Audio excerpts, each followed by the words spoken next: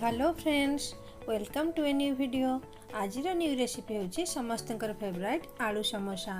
तेबे चलंतु आरंभ करबा आज वीडियो। मु एठी गोटे बड़ कप रे गोटे कप मैदा नेछि। पाखापाखि 10 रु 12 समोसा आम रही पारिबो। एथरे आमे स्वाद अनुसार लूण नेबा, तापरे अल्प किछि जुआणी पकेबा। आपण चाहिले कला जीरा भी पकेई पारिबे। एबे हमर समोसा को क्रिस्पी बनाया पाई आमे एठी तेल ऐड करबा। मु एठी पाखापाखि 3 चम्मच तेल ऐड करछि। एबे यहाँ को भलो भाव रे आमे हाथ रे मिक्स करनेबा। एठी देखंतु मैदा हमर केमती हाथ रे पूरा बांधी ही जाउछि। हमर खास्ता पूरा ठीक अछि। यहाँ पर आमे अल्प टिके टिके पानी पके के मैदा को आमे चकटी नेबा। एठी मने रखिबे अधिक पानी एका संगे ऐड करबेनी, मैदा रे बहुत कम पानी लागि थाए। खास कर समोसा पाई डो को जमा भी पानिया दलिबे नाही।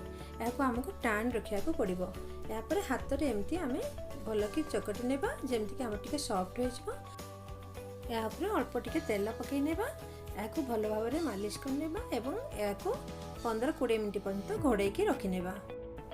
एबे आमे समोसा पाई मसला बनेबा। प्रथमे कड़ाई रे आमे 2 चम्मच तेल नबा और सेथिरे मु छोट छोट पीस करे अदा को काटि नेछि। किछ अदा ऐड करिबा, तापरे कंचा लंका ऐड करिबा। याको भलो भाव रे मिक्स कर नेबा। या परे आमे एथिरे किछ अल्प छोट छोट काटिथिबा गाजर को ऐड करिबा। गाजर को 2-3 मिनिट फ्राई होबा को देबा। एठी मु किछ बादाम को फ्राई करी तार चोपा छडे नेछि। से बादाम को एथिरे आमे फ्राई कर नेबा। या परे आमे एथिरे मसला ऐड करिबा। आधा चम्मच जीरा पाउडर नेबा, आधा चम्मच लंका पाउडर नेबा, आधा चम्मच करी पाउडर एवं आधा चम्मच गरम मसला ऐड करिबा। एवं स्वाद अनुसार किछि लूण नबा और 1 पिंच हळदी ऐड करिया कलर होबा पई। एबे मु एठी किछि आलू को बॉईल करी रखिछि। एगो भलो भाव रे स्मैश करिवे नै, टिके खदड़ रखि स्मैश करिवे। या को आमे एथिरे मिक्स कर नेबा। देखंतु एबे हमर समोसा पई मसला पूरा रेडी हो जाय छै। या को आमे भलो भाव रे ठंडा कर नेबा। एबे मु एठी चकट रखिथिया मैदा को छोट छोट गोला कर नै छी। पूरा छोट साइज करबेनी कि पूरा रोटी भली बड़ साइज करबानी।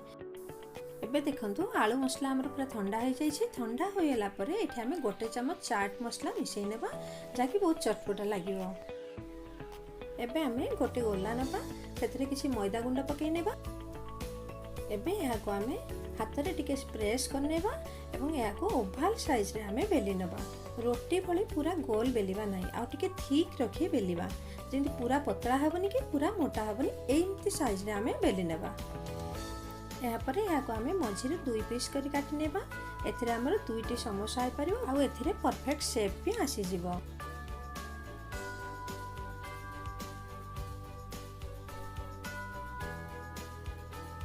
एबे देखंतु समोसा आमे केमती फोल्ड करिबा।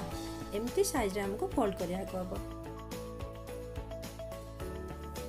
एबे आमे गोटे जगह रे अल्प टिके पानी नेबा एवं देखंतु एमिति आमे ए गोटे साइड रे पानी को लगे देबा एवं एहा को एमती फोल्ड करी भलो से प्रेस करनेबा, जेमति कि समोसा हमर भलो से सील हे जिवो आ खोलिबो नाही। एबे आमे गोटे हाथ रे आंगुली भितरे एमती समोसा को भलो भाव रे धरिबा।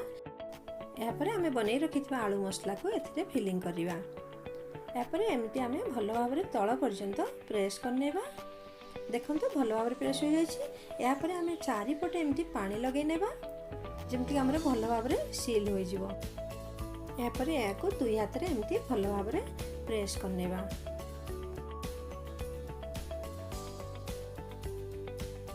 देखंतु एट केते बढ़िया शेप आसी जाय छी। मु एटी 6टा समोसा बनै नै छी। या को एबे फ्रिज रे आमे आधा घंटा पई सेट होआ पई रखि नेबा। एई भितरे आमे अलगा समोसा गुडको बनै नेबा।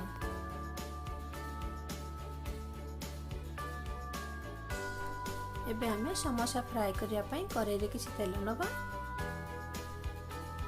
मु एठी फ्रिज रो समोसा को बाहर करि आनछि। तेल को 1 ରୁ 2 मिनिट परे गैस को पूरा सिम कर नेबा एवं पूरा ठंडा तेल रे आमे समोसा को हेबा को देबा। समोसा बनाए पाई एटा बहुत बड़ इंपोर्टेंट जिंस, काहेकि ना गरम तेल रे आमे समोसा फ्राई कले समोसा भितरे कंचा रहि जिवो। एबे देखंतु 2-3 मिनिट परे समोसा कलर टिके चेंज हे आसलानी। एको आमे एमती उल्टै नेबा एवं एमती पूरा सिम रे हल्का से आमे पूरा लाल होवा पर्यंत आमे फ्राई हेबा को देबा। एबे देखंतु केते बढ़िया गोल्डन कलर आसी जाइए। एबे आमे याको बाहर करनेबा। एबे देखि पारथिबे केते बढ़िया सुंदर दुकान समोसा भली देखा जाउछि। केते बढ़िया क्रिस्पी मध्य होई जाइछि। देखंतु भितरे जमा भी कंचा रही नै। दुईटी जिनस फॉलो कले आपनका समोसा पूरा परफेक्ट हेबो। गोटे हैला मैदा को टाण करी चकटिबे एवं सेकेंड रे समोसा को पूरा सिम रे ठंडा तेल रे छानिबे। आपनको जदि मोर वीडियोटी भल लगी थाए ताले वीडियोटी को लाइक करंतु, शेयर करंतु एवं मोर चैनल को सब्सक्राइब करिया को जमा भी भूलिबेनी। Thank you.